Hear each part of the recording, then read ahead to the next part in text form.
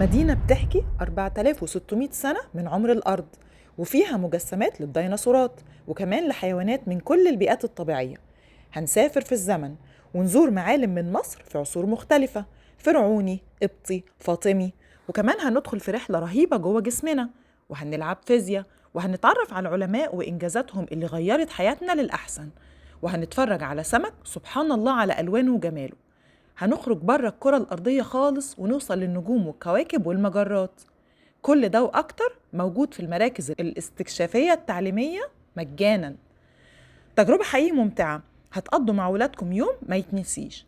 ولادنا هيفهموا وهم بيلعبوا، فبالتالي يحبوا الدراسات الاجتماعية والساينس بفروعه. وهي دي طريقتنا في التعليم، تعليم باللعب والتجارب والفسح، التعليم بالانبساط.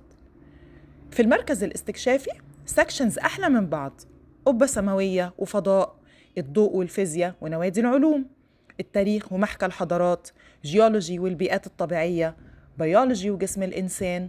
أقسام مبهرة حقيقي، يوم واحد مش هيكفي أصلاً. خروجة أكيد ولادكم زي ولادي كده هيطلبوكم تكرروها كتير.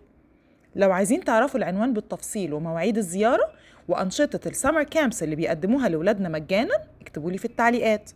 واستنونا في الحلقات الجديدة من سلسلة نروح فين بالعيال في الأجازة من غير ما ندفع كتير.